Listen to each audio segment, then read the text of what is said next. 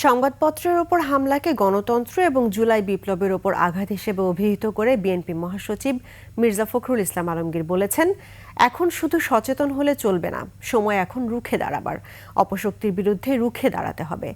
রাজধানীর সোনারগাঁ হোটেলে সম্পাদক পরিষদ আয়োজিত মব ভায়োলেন্স বা সংঘবদ্ধ সহিংসতা বিরোধী এক প্রতিবাদ সভায় তিনি একথা বলেন। দেশের বর্তমান পরিস্থিতি নিয়ে গভীর উদ্বেগ ও আক্ষেপ প্রকাশ করেন ৭৮ বছর বয়সী এই রাজনীতিক। তিনি বলেন, আমি জানি না আমরা এই মুহূর্তে কোন বাংলাদেশে আছি। সারা জীবন সংগ্রাম করেছি একটা স্বাধীন সার্বভৌম গণতান্ত্রিক বাংলাদেশের জন্য।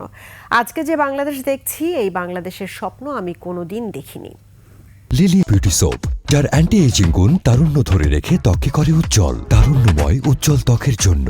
রিমার্ক। আজকে ডেইলি স্টার নয়, প্রথম আলো নয়, আজকে গণতন্ত্রের উপর আঘাত এসেছে। আমার স্বাধীনভাবে চিন্তা করার যে অধিকার, আমার কথা বলার যে অধিকার, তারপরে আবার আঘাত এসেছে।